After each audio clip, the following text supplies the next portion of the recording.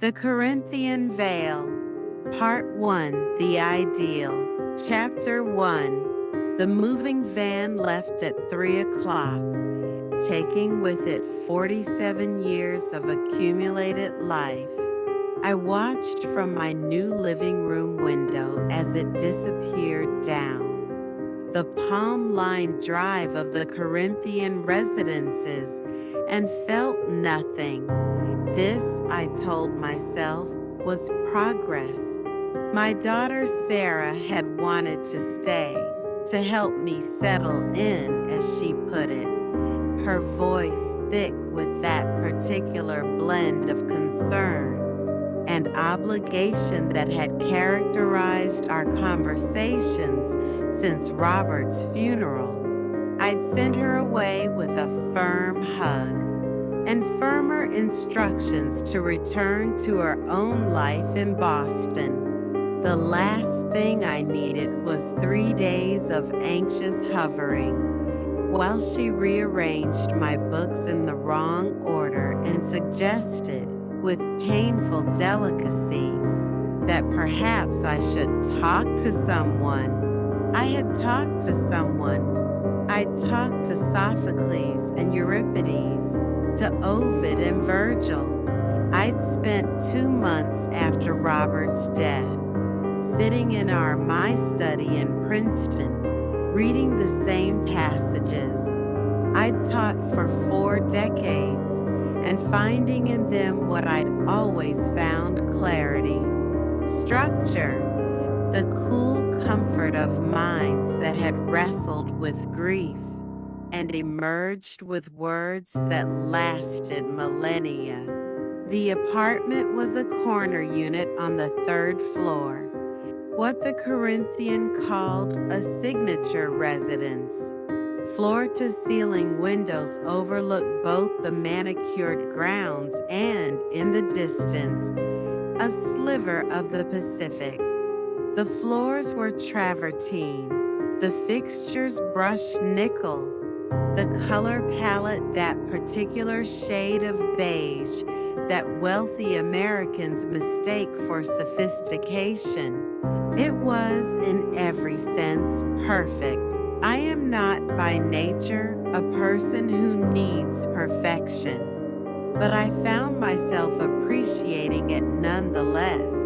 After the chaos of Robert's final months, the hospice equipment cluttering our bedroom, the parade of well-meaning neighbors with their casseroles and platitudes, the general untidiness of death, this pristine space felt like a blessing. Here there would be order. Here there would be standards. The Corinthian Residences was not technically a retirement home. The brochure, which Sarah had thrust at me with desperate enthusiasm, carefully avoided that term. It was a continuing care retirement community, a luxury wellness village, a resort-style living experience for discerning seniors.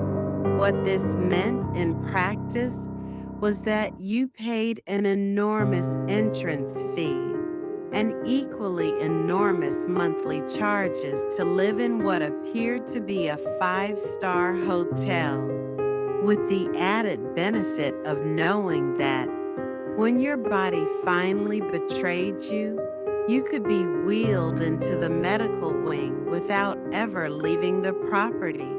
Robert would have hated it. He'd always been suspicious of what he called voluntary ghettos places, where people of similar age and income clustered together, insulated from the messiness of actual life. But Robert was gone, and I had discovered that being alone in a large house in Princeton was considerably more depressing than being alone in a luxury apartment in La Jolla. I was unpacking my books. I'd insisted on doing this, Myself, when there was a knock at the door, I considered ignoring it. I'd been informed by Melissa, the unnaturally cheerful director of resident services, that there would be a welcome reception in my honor tomorrow evening. Surely that was sufficient social obligation for 1 week. The knock came again, more insistent. I opened the door to find a woman who looked as though she'd stepped out of a fashion magazine for the elegantly elderly. She was perhaps my age, though it was difficult to tell. Her silver hair was cut in a sleek bob that probably cost more than my monthly car payment in Princeton. She wore cream-colored slacks and a silk blouse in a shade of blue that exactly matched her eyes. Her jewelry was minimal but clearly expensive. She smelled very faintly of gardenias. "Dr. Vance," she said, extending a hand. Her grip was firm, her smile warm but calculated. "I'm Camilla Thorne. I wanted to welcome you to the Corinthian before tomorrow's official circus." "That's very kind," I said, because it seemed expected. "May I come in? I promise not to stay long. I know how exhausting moving day can be." I stepped aside and she entered.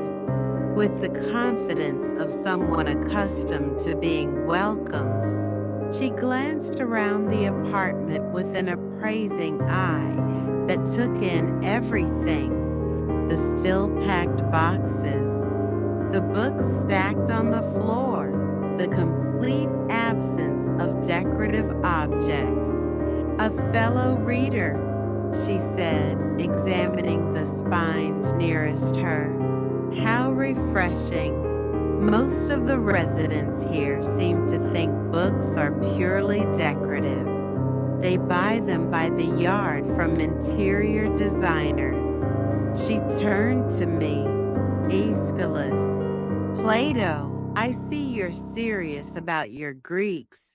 "I taught classics at Princeton for 38 years, I said. "How marvelous."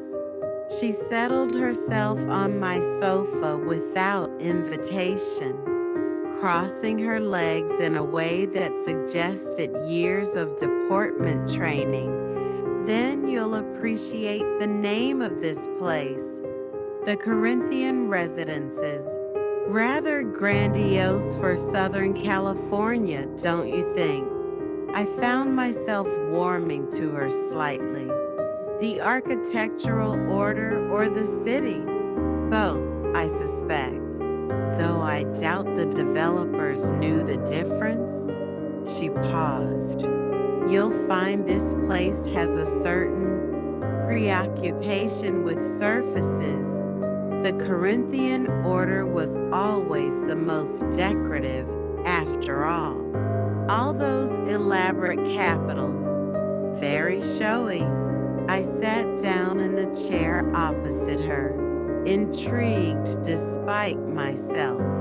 "You're familiar with classical architecture?" "I'm familiar with pretension," she said lightly, "which amounts to the same thing in certain contexts." She leaned forward slightly. "I wanted to catch you before tomorrow because the welcome reception, while well-intentioned, can be rather overwhelming. There are certain social dynamics here that might not be immediately apparent. I'm 78 years old, Mrs. Thorne. I think I can navigate a cocktail party. Please call me Camilla, and I'm sure you can." "But the Corinthian isn't like other places. The entrance fee here starts at $2 million. The monthly charges run between 8 and 15,000. Everyone here has spent their lives being important, and now they're trying desperately to remain so in a very small pond. It can get rather vicious. I thought of the departmental politics at Princeton, the decades of petty feuds and elaborate backstabbing disguised as intellectual discourse.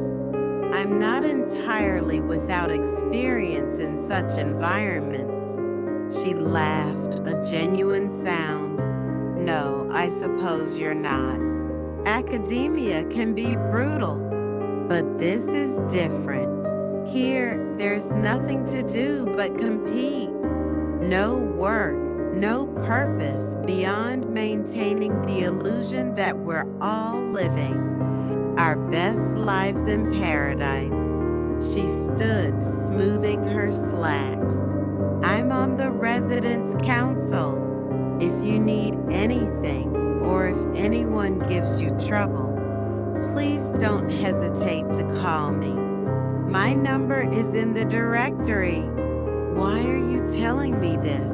I asked. She paused at the door, and for a moment, her perfect composure slipped.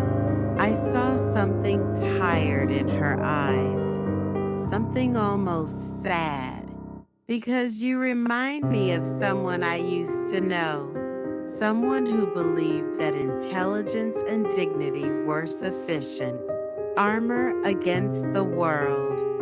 She smiled, but it didn't reach her eyes. I'd hate to see you disappointed. After she left, I returned to my books, but I found myself thinking about her words, about the Corinthian order, with its elaborate capitals and decorative excess, about surfaces and what they hide.